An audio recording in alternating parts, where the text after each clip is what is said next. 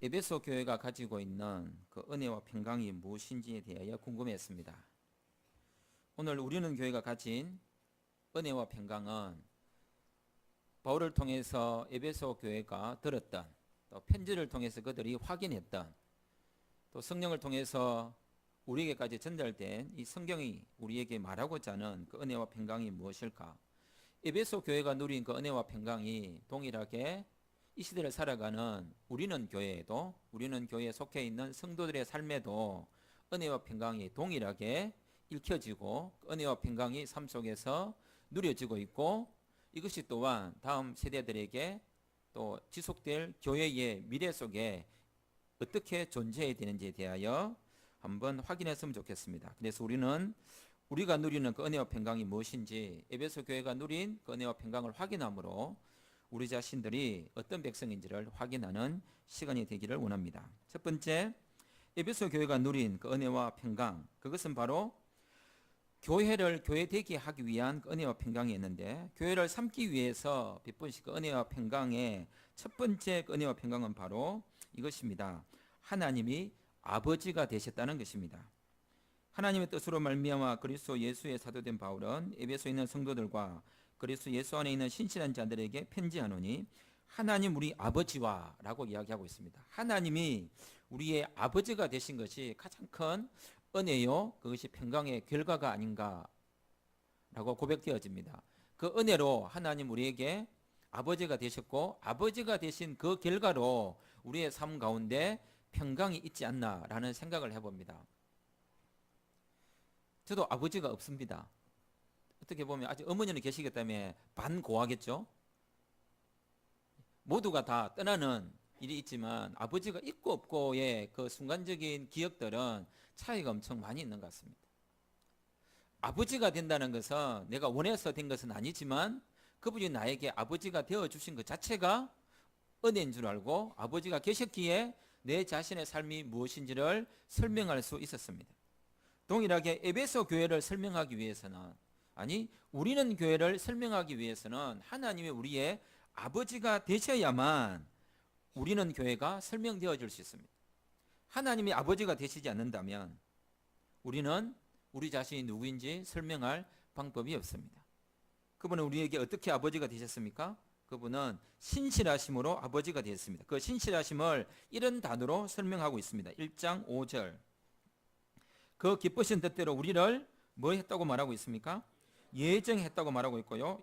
1장 9절을 보겠습니다. 1장 9절 다 같이 시작. 그 뜻의 비밀을 우리에게 알리신 것이요, 그의 기뻐하심을 따라 그리스도 안에서 때가 찬 경륜을 위하여 예정하신 것이니. 또 11절을 보겠습니다. 시작. 모든 일을 그의 뜻의 결정대로 일하시는 이의 계획을 따라 우리가 예정을 입어 그 안에서 기업이 되었으니, 모든 것이 하나님의 뜻으로 말미암아 이루어진, 그분이 우리의 아버지가 되시기 위하여 뜻을 세우셨고, 그분이 아버지가 되시기 위하여 예정하셨고, 그 뜻과 그 예정은 한 번도 변함이 없으셨고 바뀌진 적이 없으셨습니다. 말씀하신 바가 그대로 이루어진 것입니다. 하나님이 우리에게 아버지가 되셨다는 가장 궁극적인 아름다움의 모습을 보여주신 첫 사건이 뭐냐? 그게 바로 창조 사건입니다. 그분은 말을 뱉으시면 그 말이 구체화되시고, 말을 뱉으시면 그것이 물질화되시고, 말을 뱉으시면 현실화되고, 말을 뱉으시면 이루어집니다. 그 뜻으로 그분께서 우리의 아버지가 되시기로 작정하셨고, 그 아버지가 되면 구원자 예수 그리스도를 통하여 우리에게 이루어지셨습니다.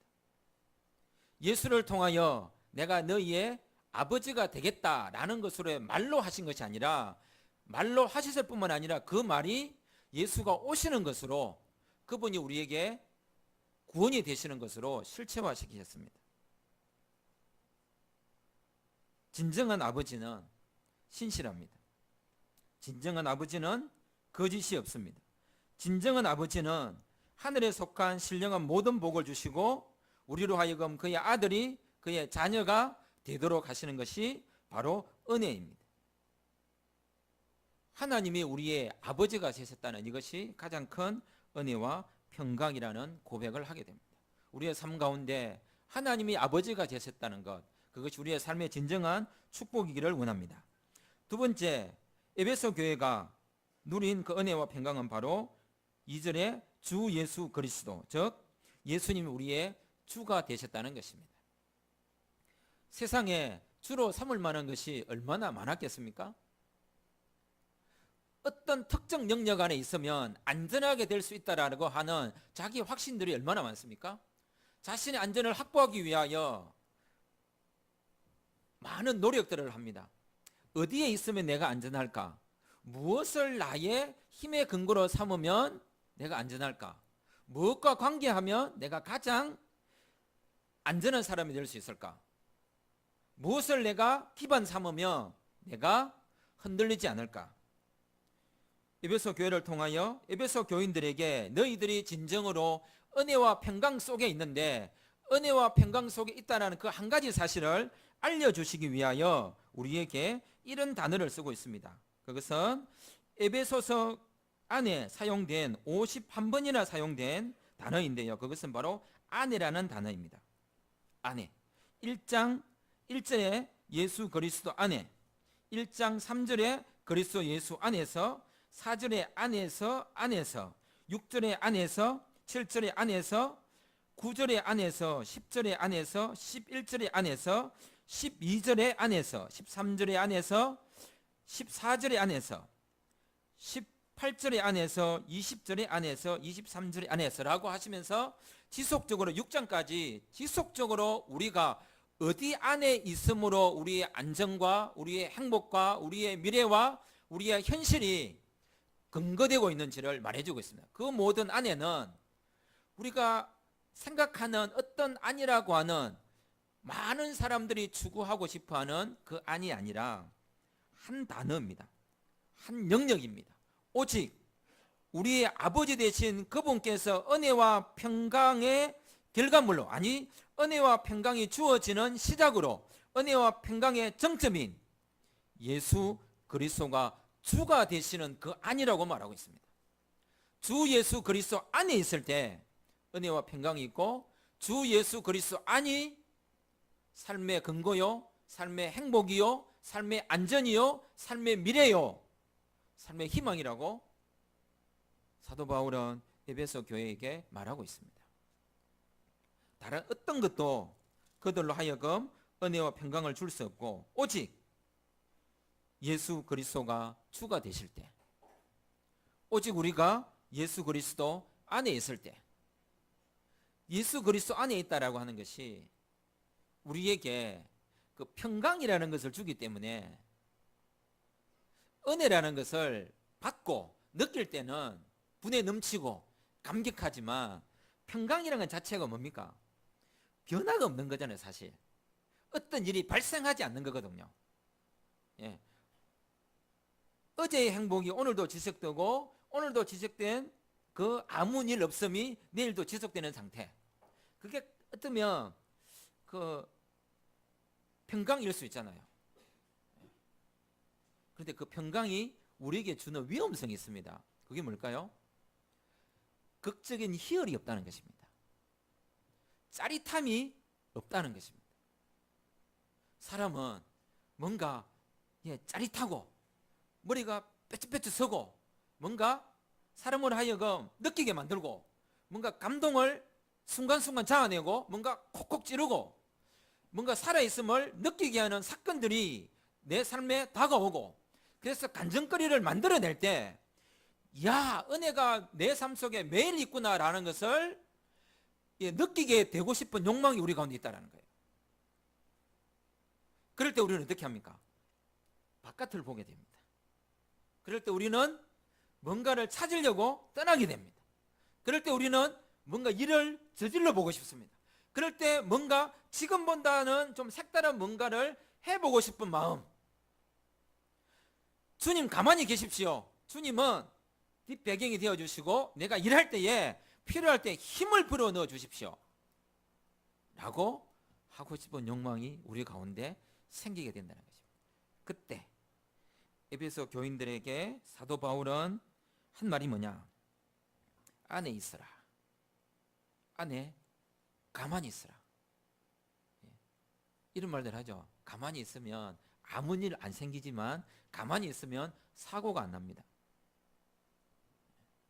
어쩌면 믿음의 삶이란 어떤 일을 저지르는 삶이기보다는 그리스도 안에 머물 수 있을 때 어떤 일을 할 수 있다고 생각되어집니다. 주께서 말씀하셨어요. 너희는 내 안에 어떻게 있으라고 했을까요? 가만히 있으라. 예, 나대지 마라.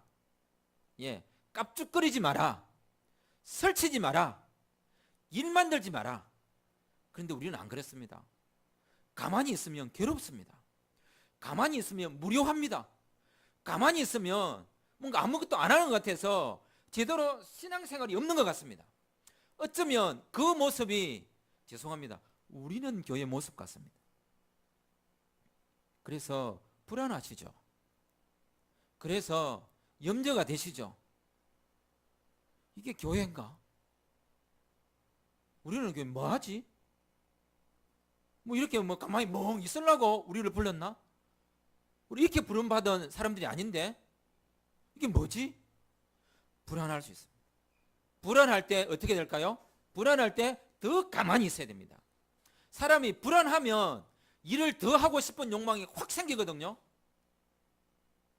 뭔가 딱 하면 일이 생길 것 같은 그런 욕망 속에 붙잡히면 사고칩니다.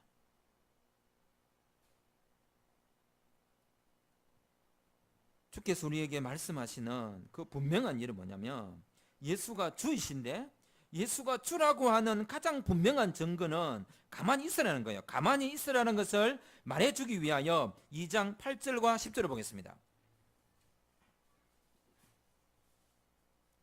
2장 8절과 10절 같이 읽겠습니다. 시작. 너희는 그 은혜에 의하여 믿음으로 말미암아 구원을 받았으니 이것은 너희에게서 난 것이 아니요 하나님의 선물이라. 행위에서 난 것이 아니니 이는 누구든지 자랑하지 못하게 함이라. 아멘. 예. 가만히 있으라는 거죠. 예. 이 은혜와 평강은 어떻게 왔습니까? 13절부터 이렇게 이야기합니다. 이제는 전에 멀리 있던 너희가 그리스도 예수 안에서 그의 피로 가까워졌으니 그는 우리의 화평이신지라. 둘로 하나를 만드사 원수된 것고 중간에 막힌 담을 자기 육체로 하시고 법조문으로 된 계명의 율법을 피하셨으니 이는 이 둘로 자기 안에서 한 세 사람을 지어 화평하게 하시고 또 십자가로 이 둘을 한 몸으로 하나님과 화목하게 하려 하심이라. 원수된 것을 십자가로 소멸하시고. 자랑할 것이 없게 하기 위하여 너희들은 자랑할 게 없어 라고 하신 것이 아니라 분명한 증거로 보이셨습니다. 하나님이 우리 삶 가운데 증거 삼고 구체화시키지 않는 구원의 역사적 증거들은 존재하지 않습니다. 피 얼마나 구체적입니까? 십자가 얼마나 구체적입니까? 육체 얼마나 구체적입니까? 예수 그리스도가 주가 되신 것이 어쩌면 우리에게 가장 큰 은혜와 평강의 증거입니다. 헛물로 죽었던 우리가 살게 된 것이 은혜와 평강이요 그리스도 밖에 있던 자요 소망이 없던 자요 하나님도 없던 자가 새 사람이 된 것, 이게 바로 우리가 그리스도에게서 누리는 은혜와 평강의 증거일 것입니다. 그때에는 밖에 있던 자였지만 이제는 이라고 성경에서 계속 우리에게 이야기하고 있습니다. 그때는 2장 2절 그때에는 밖에 있었다. 그리고 2장 11절 그때에는 이방인이었다. 그리고 2장 12절 그때에는 그리스도 밖에 있었다. 하지만 이제는 그리스도의 피로 예수 그리스도가 주가 된 은혜와 평강을 누리고 있다고 이야기하고 있습니다. 그의 피로 우리가 하나가 되었고 그의 피로 예수 그리스도가 주가 되셨기에 그러므로 우리는 어디에 집중해야 됩니까? 4장 13절입니다. 4장 13절. 4장 13절을 같이 읽겠습니다. 시작.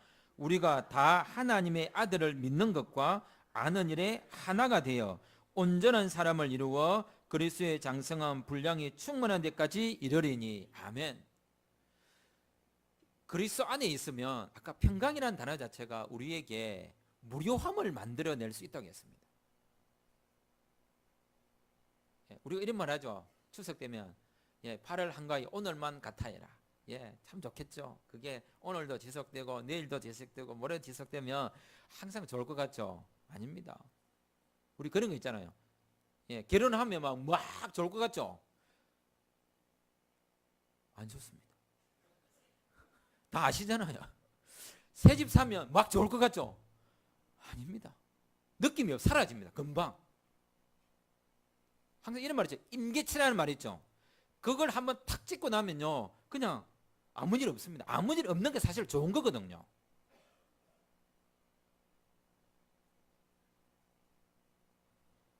그런 일 속에 우리가 조심해야 될 것이 있는데, 그런 조심해야 될 것을 피하고 오직 하나에 집중하는 게 뭐냐? 바로 하나님의 아들을 믿는 것, 아는 일에 하나가 되어 예수 그리스도에게 집중하라고 이야기하고 있습니다. 예수 그리스도가 주가 된다는 것이 바로 가장 큰 은혜요 평강입니다. 다른 은혜와 다른 평강이 우리의 삶에 있는 것이 아니라 변하지 않는 아버지, 우리의 주가 되신 예수 그리스도가 있다는 것, 그게 바로 가장 큰 은혜와 평강인 줄 믿습니다. 세 번째, 우리에게 즉 에베소 교회가 가진 그 은혜와 평강이 뭐냐? 그것은 바로 1절입니다. 1장 1절. 하나님의 뜻으로 말미암아 그리스도 예수의 사도된 바울이 있다는 겁니다. 그렇다고 이거 이경렬 목사님이거나 저를 말하는 거 아니에요. 교회에 사도가 있다는 말은 뭡니까? 예수 그리스도의 구원의 은총과 그의 십자가와 그의 사역들이 역사를 통하여 시대를 통하여 우리에게 전달되었다라고 하는 역사적 고백이 있다는 사실입니다. 그 사도들의 터 위에 교회가 세워졌습니다. 그 사도들의 신실함 때문에 교회가 세워졌습니다. 그 사도들의 복음 전파를 통하여 아직도 많은 곳에 교회가 세워지고 있고 세워지기를 기다리고 있습니다.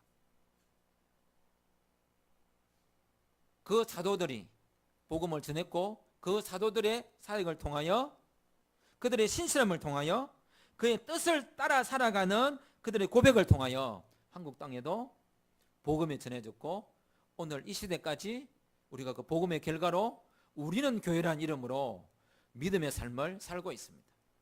다른 데 있는 것이 아닙니다. 그러니까 이것조차도 뭡니까? 자랑할 것이 없는 것, 그게 바로 어쩌면 은혜와 평강입니다. 제가 이런 생각을 했습니다. 우리는 교회가 자랑할 만한 것이 있죠. 그냥 지난 말로 장로님이 밥을 한다, 남성분들이 설거지를 한다, 그 자랑거리 아니죠. 당연히 해야 될 일 아닌가요? 그러면 이러겠죠. 그럼 네가 해라. 제가 하겠습니다. 오늘도 설거지 합니다. 제가 교회 들어오자마자 어떤 분이 제게 딱 하는 말이, 오늘 목사님 설거지 하셔야겠네요. 하지요.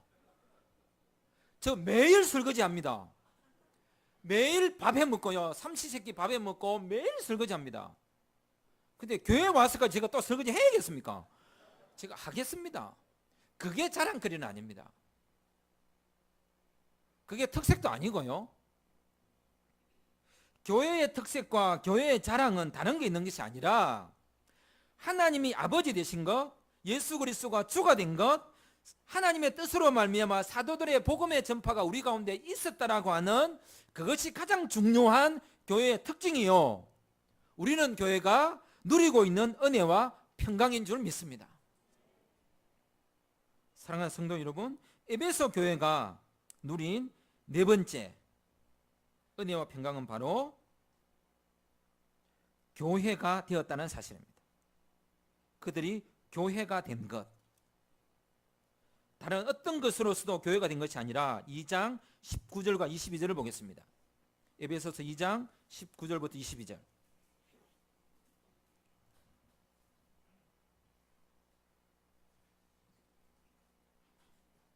19절 22절을 같이 읽겠습니다. 그러므로 이제부터는 너희도 외인도 아니요 나그네도 아니요 오직 성도들과 동일한 시민이요 하나님의 권속이라. 너희는 사도들과 선지자들의 터 위에 세우심을 입은 자라. 그리스도 예수께서 친히 모퉁이돌이 되셨느니라. 그의 안에서 건물마다 서로 연결하여 주 안에서 성전이 되어가고 너희도 성령 안에서 하나님이 거하실 처소가 되기 위하여 그리스도 예수 안에서 함께 지어져 가느니라. 아멘. 오늘 분명히 뭐라고 이야기하고 있냐면 이런 말을 합니다. 19절에 너희는 외인도 아니요 나그네도 아니다. 이 말은 무엇입니까? 2장 11절에 이야기했죠. 그러므로 생각하라. 너희는 그때의 이방인이요, 그죠? 12절에 또 그리스도 밖에 있었잖아요. 과거적 우리의 그때의 삶을 시간적으로 분명하게 선을 그어서 이제는 19절 그러므로 이제는 이라고 이야기하겠습니다. 이제는 외인도 아니요 나그네도 아니요 이제 뭐라고요? 안에 있는 자다. 그렇게 예수 그리스도에 의하여 지어짐을 받은 하나님의 교회입니다. 하나님의 성전입니다. 그러므로 우리 자신들이 오직 예수 그리스도의 피로 값주고 사신 교회임을 어떻게 고백해야 되느냐? 이런 교회가 되기 위하여 4장 15절은 이렇게 이야기합니다. 오직 사랑 안에서 참된 것을 하여 범사에 그에게까지 자랄지라. 그는 머리니 곧 그리스도라. 앞서 우리가 읽었던 13절에도 그리스도에게 초점 맞추는 교회, 동시에 그리스도로 지어지는 교회, 그리스도의 터 위에 있는 교회, 그리스도가 머리가 되는 교회, 이게 바로 진정한 교회입니다. 그런 교회가 되었다라고 하는 고백, 이게 바로 은혜와 평강입니다. 은혜와 평강은 다른 데는 것이 아니라 교회라는 모습으로 고백되어지는 것, 교회라는 모습으로 예배가 드려지는 것, 교회라는 모습으로 함께 모여져 있는 것, 그 교회의 머리는 그리스도라는 사실, 그리고 머리를 중심으로 함께 지어져 간다는 사실, 그게 바로 은혜와 평강입니다. 에베소 교회가 추구해야 했던, 에베소 교회가 다시 고백해야 했던, 에베소 교회가 자신의 삶 속에서 하나하나 되짚어가면서 뭐가 은혜며 뭐가 평강인지를 확인해야만 했던 그 은혜와 평강은 바로 그들이 예수가 머리로 지음을 받은 함께 지어져 가는 교회였다는 사실입니다. 세상은 우리로 하여금 이 사실을 자꾸 잊게 만듭니다. 어쩌면 아무 일 없는 것을 자꾸 우리의 삶이 안일하다고 착각하는 것 같습니다. 저는 정말 제 삶에 아무 일도 없었으면 좋겠습니다. 주께서 주신 지혜로, 주께서 주신 삶의 터전에서, 주께서 주신 백성들과 주께서 주신 교회 공동체 모습으로 말씀을 묵상하면서 그냥 그렇게 살아갔으면 좋겠습니다.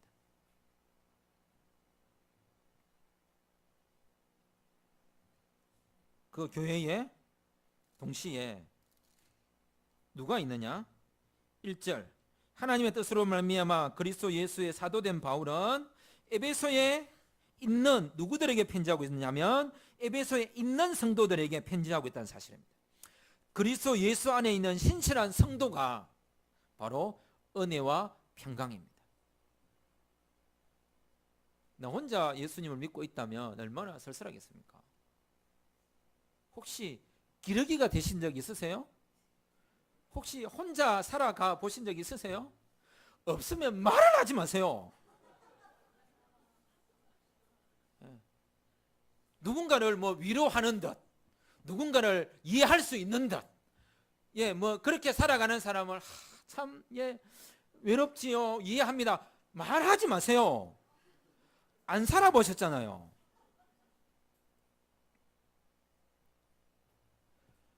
혼자 예수 믿는 것이 아니라 예수 안에 있는 그 신실한 성도들이 어떤 특정한 지역에서 함께 예수를 믿고 있는 거예요. 그냥 우주적 교회 느낌은 뭔지는 알겠어요. 반대편에 저 멀리 주의 백성들 많죠. 그거 말고요, 같이 있다라고 하는, 볼 수 있다라고 하는 함께 사도의 말을 듣고 신실한 말씀을 듣고 하나님이 아버지 됨을 고백하고 예수 그리스도가 주임을 함께 누릴 수 있는 그 신실한 성도가 있다고 하는 그것이 에베소 교회가 누리고 있는 은혜와 평강이었습니다. 그렇다면 동일하게 오늘 이 시대를 살아가는 우리는 교회가 누리는 그 은혜와 평강 중에 또 하나가 바로 신실한 성도들이 이렇게 많이 있다는 것이 바로 증거인 줄 믿습니다. 하나님 우리에게 은혜를 주십시오 라고 기도를 하시면 기도 응답을 언제 받을 수 있습니까? 수요일 저녁에 오시면 딱 보면 은혜죠. 그리고 주일날 오시면 이렇게 딱 보세요. 은혜죠. 평강이지 않습니까? 신실한 성도를 본다는 것만큼 더 큰 기쁨이 어디 있겠습니까? 믿음에 외롭지 않다는 것, 믿음에 있어서 쓸쓸하지 않다라고 한 것, 혼자라고 생각하지 않는 것, 그게 바로 은혜와 평강입니다. 동시에 에베소 교회가 누린 또 다른 은혜와 평강이 뭐냐? 그게 바로 1절에 다시 이렇게 이야기합니다. 바로 그 신실한 성도들과 예수 안에 있는 자들에게 뭐 하고 있느냐? 편지하고 있다는 거예요. 이 편지가 뭡니까? 하나님의 말씀이죠. 하나님의 말씀 우리가 읽는다는 거, 하나님의 말씀을 받았다는 거, 하나님의 말씀을 묵상하고 있다는 거, 하나님의 말씀이 신실하게 선포되는 교회에 속해 있다는 거, 이게 바로 은혜요. 이게 바로 평강입니다. 말씀이 내게 어떻게 다가왔느냐, 말씀을 내가 어떻게 느꼈느냐, 말씀을 내가 어떻게 묵상했느냐, 말씀을 어떻게 내가 실천했느냐, 그것보다도 훨씬 중요한 게 뭐냐? 하나님의 말씀이 오늘 여기에 있다라고 하는 사실입니다. 말씀을 묵상하고 싶어도, 말씀을 읽고 싶어도, 말씀을 신실하게 실천하고 싶어도 말씀이 없으면 아무런 의미가 없는 겁니다. 말씀이 있다라고 하는 이 사실에서 읽음도 있고 들음도 있고 연구도 있고 묵상도 있고 나눔도 있고 선포도 있는 것입니다. 에베소 교회가 이 말씀을 받았습니다. 받았기에 이들은 이 말씀을 읽었고요, 이 말씀에 의하여 그들이 어떻게 예정을 받았는지, 하나님이 어떻게 아버지가 되었는지, 예수 그리스도 어떻게 주가 되었는지, 그들이 어떻게 교회가 되었는지를 그들 시대에만 누린 것이 아니라 다음 세대에도, 그리고 그 다음 세대에도, 그들 지역만이 아니라 또 다른 지역에도 전할 수 있다는 사실입니다. 말씀이 있다라고 하는 이 사실, 말씀이 기록되었다라고 하는 사실, 이게 바로 은혜인 줄 믿습니다. 이게 바로 평강인 줄 믿습니다. 하나님 제게 은혜를 주십시오. 집에 꽂혀있는 성경을 보십시오. 읽지는 않아도 성경을 보면서 아, 저게 은혜구나.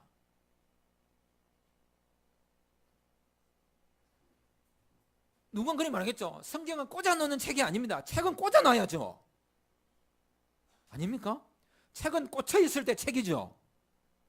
왜? 꽂혀있어야 내가 언제라도 빼서 읽을 수 있습니다.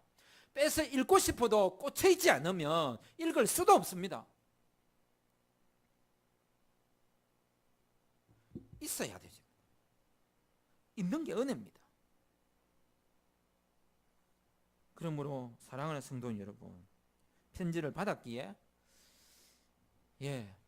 편지를 읽어야 됩니다.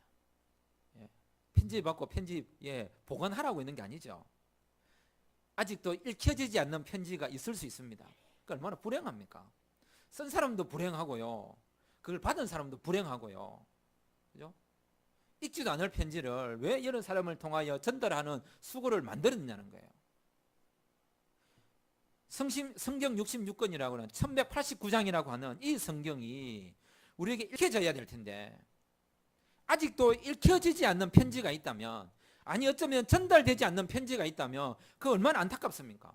우리에게는 읽혀지지 않는 편지가 있어서는 안 되겠고요, 아직 복음이 전달되지 않는 그 사람들에게는 뭡니까? 써만 놓고 보관만 하고 있고 내 창고에 편지가 가득 쌓여 있는 거예요. 전달하라고 내게 주었는데 시간이 없어서 전달 못하고, 바빠서 전달 못하고, 건강이 여찬해서 전달 못하고, 이런저런 핑계로 전달 못하고, 수많은 근심 걱정거리로 전달 못하고, 하고 싶은 일이 너무 많아서 전달 못한, 읽혀지지 않는 편지도 있을 뿐만 아니라 전달되지 않음으로 말미암아 읽어야 할 필요성이 있는 누군가가 그 편지를 받지 못해 읽고 있지 못하고 있다는 사실. 그래서 그들도 은혜와 평강을 누리고 있지 못할 수도 있습니다. 그러므로 먼저는 우리가 아직도 읽혀지지 않는 편지가 있다면 읽어야겠습니다. 왜 말이 없습니까? 뭐 읽겠다든지 뭐 하겠다든지 뭔가 뭐 합시다. 예, 읽으셔야 됩니다. 그리고 전달해야죠. 이게 바로 에베소 교회가 누리고 있는 은혜와 평강입니다. 그러므로 우리는 이제 어떻게 해야 될까요? 5장 10절을 보겠습니다. 5장 10절.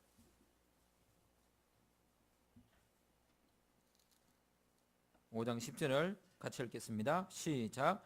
주를 기쁘시게 할 것이 무엇인가 시험하여 보라. 아멘.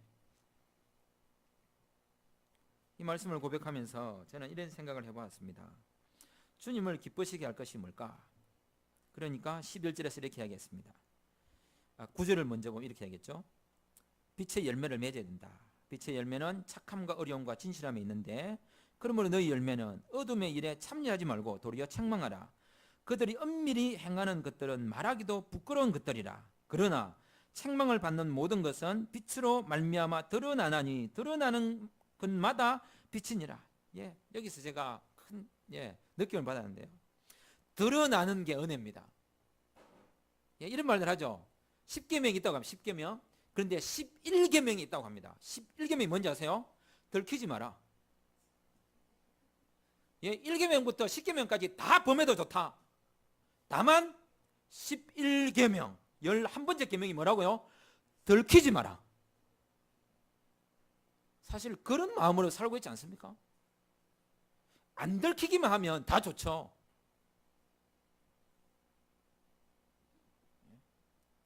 몰래 몰래 엄밀히 엄밀히. 이 얼마나 이 단어가 그죠? 예. 멋있습니까? 12절 엄밀히라는 단어가 여러분 뭡니까? 자, 이게 어떻게 표현할 방법이 없습니다. 예. 다 아시죠? 엄밀히. 다 아시죠? 저도 마찬가지. 다 압니다. 들키지 마라. 아니요. 은혜가 뭐냐? 들켜야 된다고 하는 거예요. 들켜야 은혜고요. 들키고 드러나야 됩니다. 예, 그게 빛이란 말이죠. 그때 하나님의 은혜와 평강을 삶 가운데 누릴 수 있습니다.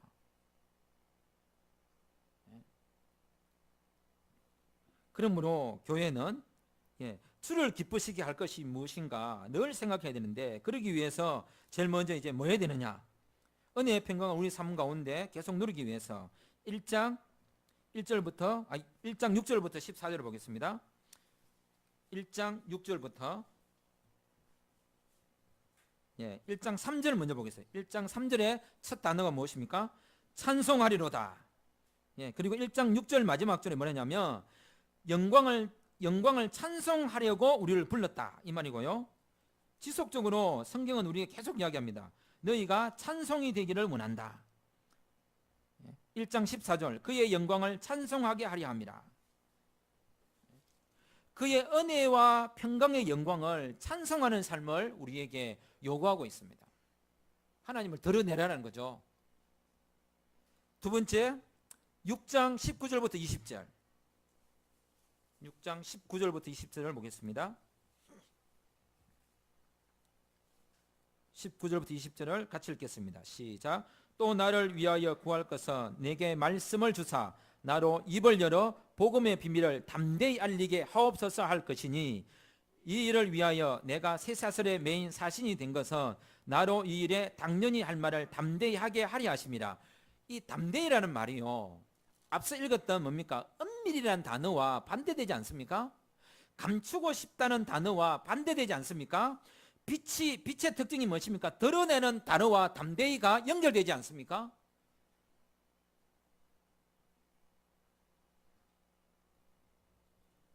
복음의 비밀을 담대히 전해야 합니다. 이를 위하여 또한 뭐 해야 되느냐? 간절히 기도해야 합니다. 동시에 우리는 4장 30절부터 6장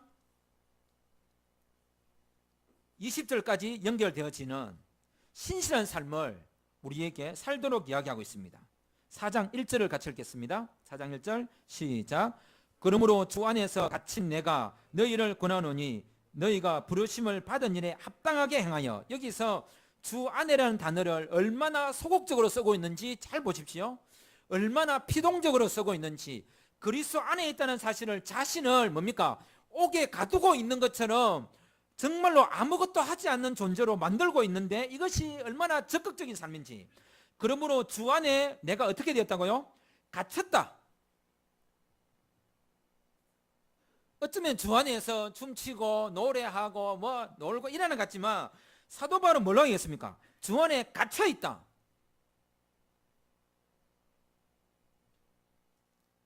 그런데 갇혔다고 하는 것이 아무것도 하지 않는 게 아니다.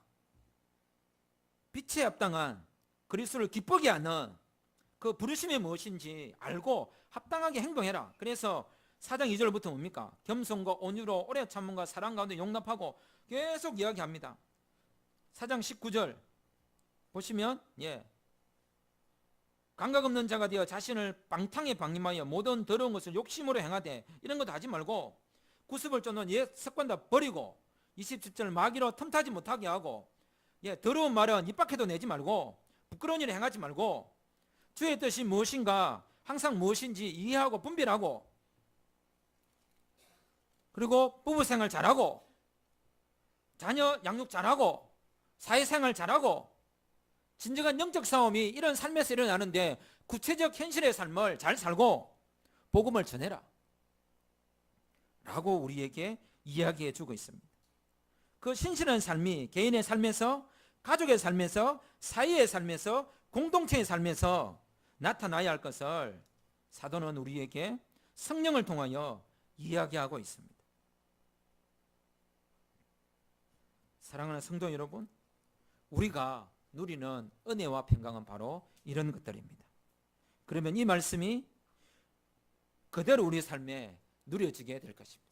그 은혜와 평강이 우리의 삶 가운데 지속성을 가지고 우리도 에베소 성도들이 들었던 그 마지막의 축복을 우리도 듣게 될 것입니다.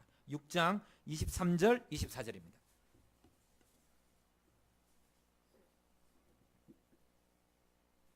(6장 23절 24절을) 같이 읽겠습니다. 시작.